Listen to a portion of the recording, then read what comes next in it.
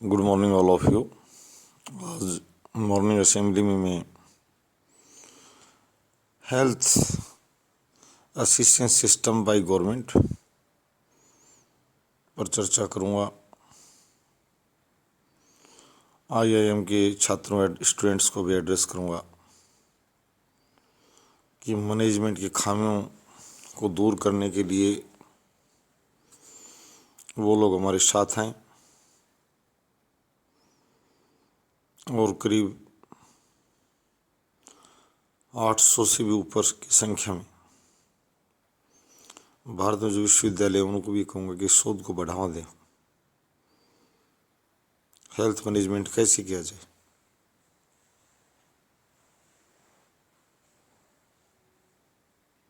एक छोटी सी बात मैं ये भी कहूँगा, माननीय सर्वोच्च न्यायालय ने एक दिन ठीक कहा था कि न्यायालय भर्ती एजेंसियाँ नहीं, यानी इतनी याचिकाएं लंबित पड़ी थी भर्ती संबंधी मामलों लेकर न्यायाधीश महोदय को टिप्पणी करनी पड़ी कि आयोग ठीक से काम करें तो लोग नहीं आएंगे और नहीं आने का आधार बनेगा।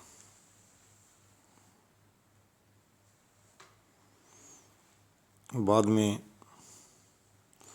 अनुदानित शिक्षण संस्थाओं लेकर न्यायालय में लोग पहुंचे।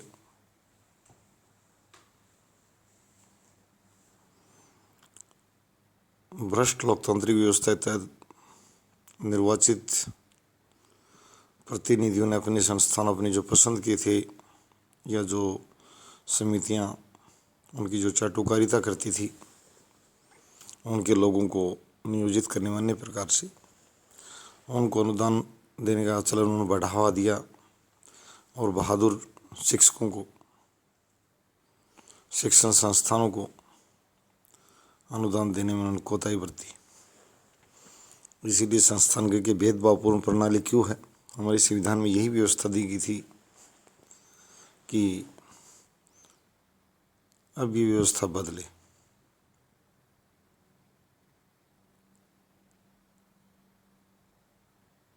काली व्यवस्थाएं जो अंग्रेजों और पहले के शासकों जो थी, जिनको शिक्षित समाज में चर्चा की योग्य नहीं माना जाता, इतनी गंदी व्यवस्थाएं थी, किन लोगों को शक्तियां दे दी जाती थी मैं बताना नहीं चाहता।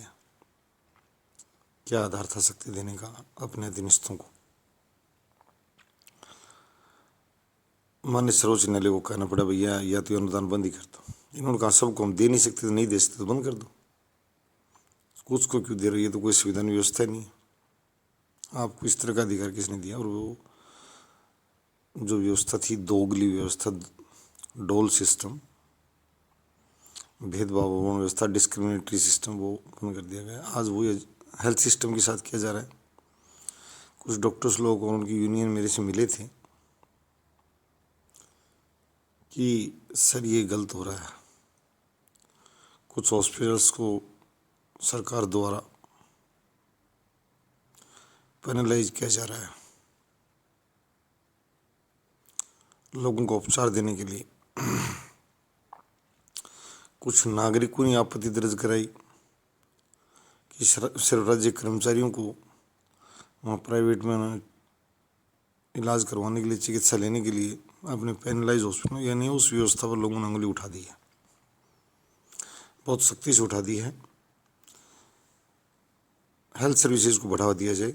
सभी हॉस्पिटल्स जहाँ भी डॉक्टर लोग बैठे हैं और जो सेवा कर रहे हैं, लोगों का ट्रीटमेंट कर रहे हैं, उनको सबको दिया जाए, सब्सिडाइज किया जाए। और किसी विशेष कर्मचारी, अधिकारी या जनप्रतिनिधि नहीं, मैं यही कहता हूँ कि लोगों का लोगों द्वारा लोगों के लिए एक अमीलियज कोई ट्रीटमेंट ना मिले।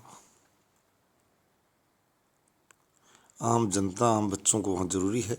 और मैं भारत सरकार से भी एक प्रार्थना करूँगा कि सुनना भी सीखे लोगों में मन की बात। में नरेंद्र मोदी जी से भी विशेष हाथ जोड़ के प्रार्थना करता हूँ कि भाई साहब सुनना भी सीखे। आपके नज़दीक एक छोटा सा देश, टापुनुमा देश श्रीलंका की हेल्थ सिस्टम को यूएनओ हाईएस्ट इंडेक्स दे रहा है और हमारे यहाँ कम। कुछ जो रूस से अलग जो देश हुए हैं, जिनको बहुत पिछड़े देश के रूप में देखा जा रहा है, वहाँ मेडिकल साइंस की इतनी व्यवस्था है कि लोग वहाँ एमबीबीएस करने जाने बड़े पैमाने चीन में जा रहे हैं। हम प्रतिस्पर्धी, हमारा देश तो महान, आप स्वयं भी तो महान बने, महान आप और मैं भी बनूं। और आप और मैं स्वयं नहीं बताएं कि मैं महान हूँ, लोग बताएं कि हम महान हैं। कहते दूसरे का दिल जीतना, जो पीछे से अगर प्रशंसा कर रहा है बिना किसी लोभ और डर के कर रहा है, इसका मतलब अपात्र व्यक्ति है। महानता की भी एक परिभाषा बता रहा हूँ, व्यक्ति की महानता की बात करूँगा मैं। देश की महानता का बखान देश के नागरिक सभी करते हैं। किसी भी देश के नागरिक को पूछ लीजिए, अपने देश के नारे सभी लगाते हैं। कानून भी यही कहता है हर देश का, किसी ने अपने देश को नीचा नहीं कहा आज तक, सभी अपने को महान बता रहे हैं, हम भी हमारे को महान बता रहे हैं। परंतु महान वो माना जाएगा जो दूसरे देशों से महान बताए, दूसरे देश के नागरिक महान बताएं, दूसरे देश के शिक्षक विद्यालयों में बच्चों को पढ़ाएं कि उस देश में ये मानता है। हमें देश की छवि महान बनानी है जो विदेशी लोग चर्चा करें। कि मैंने पहले भी कहा था कि भारत के हिस्से में एक चीज़ है जिसके जन्म के समय से सौहार्दपूर्ण समाज,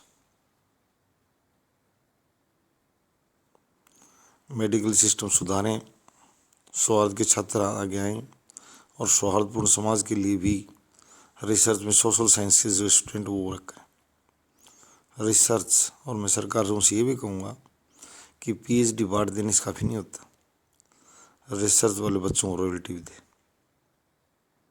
रिसर्च तो विश्व समुदाय के लिए की जाती है, मानव जाति के लिए की जाती है। उन लोगों को लिए सरकार सहारा बने, उनके कर्मों का फल उन्हें दे। शांति के लिए शोध किया एक छात्रा ने, मीडिएशन फॉर पीस, विश्व समुदाय को मॉडल सुझाया, पेश किया, शोध कर अनुसंधान कर और शांति का पुरस्कार और लोग लेने चले गए जिनको शांति का नाम तक ठीक से पता नहीं, शांति का नाम जिन्हें सुनना पसंद नहीं, उनको अगर शांति के पुरस्कार, पद्मश्री के पुरस्कार दे दिए जाएंगे सौहार्दपूर्ण समाज के लिए, तो इससे अनुसंधान का जो मनोबल, अनुसंधानकर्ताओं का मनोबल टूटता है। इसमें ट्रांसपेरेंसी लाई जाए, भेदभावपूर्ण जो सहायता राज्य धन की कि उन हॉस्पिटल्स को दिया जाएगा, उनको बढ़ावा दिया जाएगा, उनको नहीं दिया जाएगा। एक तो मैं आज यही कहूँगा कि विशेष रूप से सौहार्दपूर्ण समाज के लिए सोशल साइंसेज के जो रिसर्च स्कॉलर हैं आगे आ जाएं। डेवलप सोसाइटी में सोशल हार्मोनी बहुत ज़रूरी है, देश के विकास के लिए बहुत ज़रूरी है।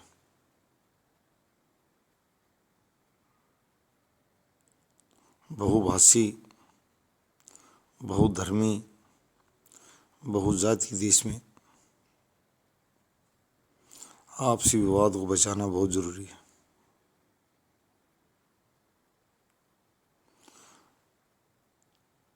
फेमिनिस्टता की आग महिलाओं और छोटे बच्चों को खा जाती है, झुलस देती है। इस तरह के समाज का निर्माण नहीं करना है। हेल्थ सिस्टम के लिए मैं बिल्कुल बता रहा हूँ, ज़्यादा दोबारा जोर से न बताना पड़े।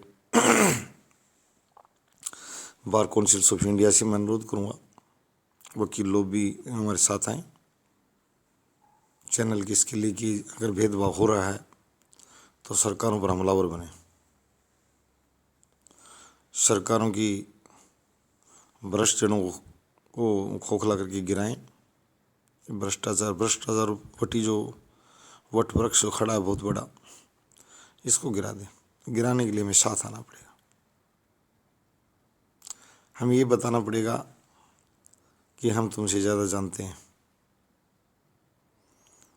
इधर ज्ञान की शक्ति दिखानी होगी, सबको मिलकर दिखानी होगी, एकता दिखानी होगी।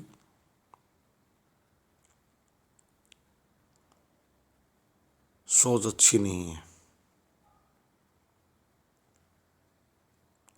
उन भाइयों को हमें प्रकाश दिखाना होगा जिनको न अच्छा शिक्षक पसंद, न अच्छा चिकित्सक पसंद, जिनको सिर्फ अपना पसंद है। वो जैसा भी खरीद की समस्याएं अलग हैं, वो बाद में देखिए। मैं शोधार्थियों से ये कहूँगा कि डिस्क्रिमिनेटरी जो व्यवस्था है इसको बंद किया जाए। और ये भी मैं सुनना पसंद नहीं करूँगा, मैंने पहले बताया था कि उसकी डेड बॉडी सिंगापुर से लाए हैं। उस भारत माता की बेटी की बॉडी वहाँ से आई है, उसकी वहाँ से आई।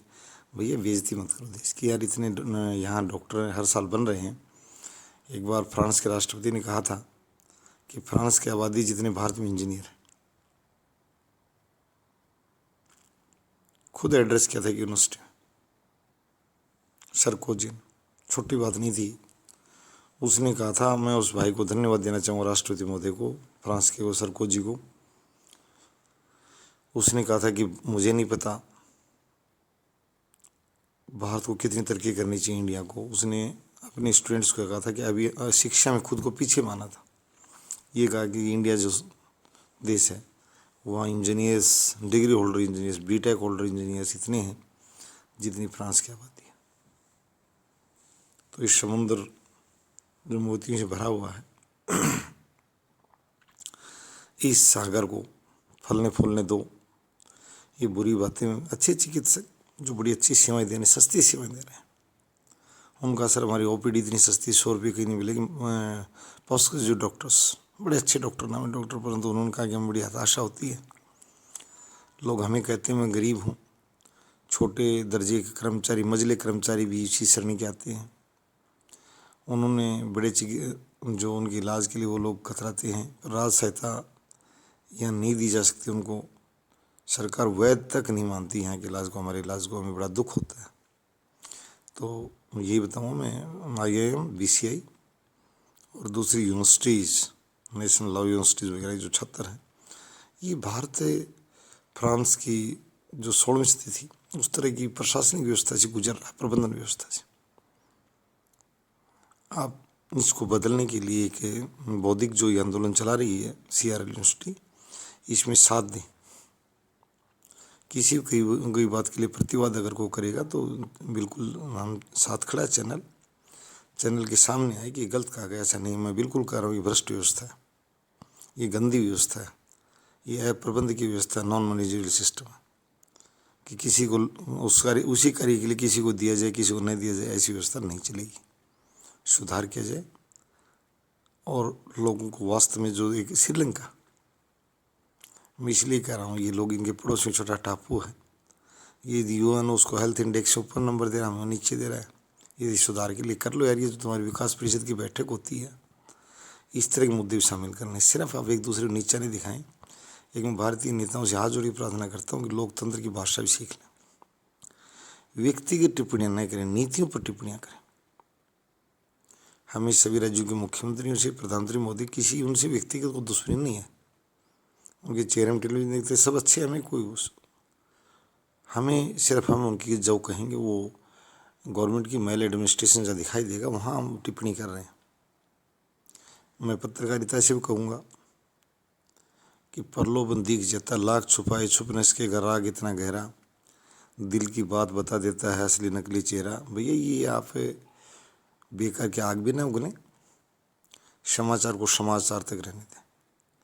मैंने पहले कहा है, जब बच्चे की परीक्षा ली जाती है, जो कॉपी का मूल्यांकन करता है शिक्षक, तो उसमें गलतियाँ निकालता है और गुड भी लगाता है, यानी क्रॉस भी मारता है और गुड की टिक भी, ट्रू की टिक भी लगाता है।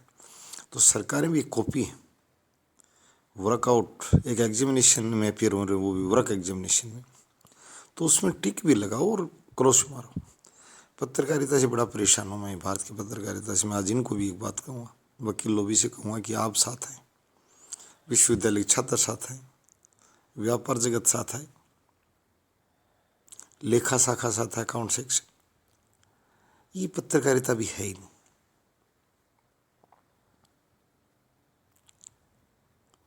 सिर्फ ये है कि ये उसका नचुआ है, ये उसका नचुआ है, या तो उसको इतना भारी लिख दिया जाता पूछो मत। विश्व का सबसे महान पुरुष पेश कर दिया जाता है, जैसे पता नहीं क्या कर डाला हो। गरीबी भगा दी हो, समाज में दानवता भगा दी हो, भ्रष्टाचार भगा दिया हो, या किसी को इतना बुरा कहना शुरू कर दिया जाता जैसे कि उसने पता नहीं क्या बुरा कर दिया। मैं देख रहा हूँ, उसके लिए कलम चलाना पसंद नहीं करते।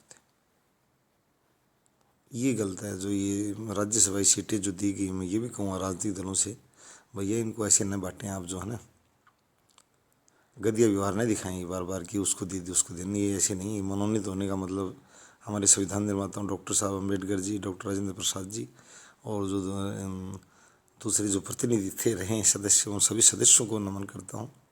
बड़ी सोच और सादगी के साथ उन्होंने जो ये पद 12 पद जो है इनका बड़ा महत्व है। सरकार को विशेष शक्ति दी गई है कि कोई व्यक्ति किसी ने राष्ट्र के लिए अच्छा कार्य ही कर डाला हो। मैं इनको ये बताना चाहता हूँ साथ साथ, किसी व्यक्ति ने अपने कृत्य से अगर राष्ट्र को और समाज को बहुत लाभ पहुँचा दिया हो, सार्वजनिक मांग पर नियुक्त किया जाए।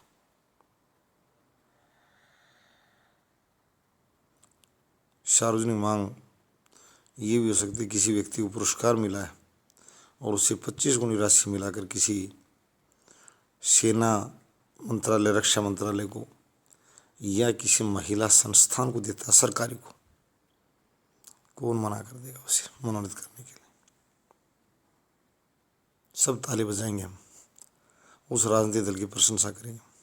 तो मनोनीत करने का एक मानदंड बनाएं।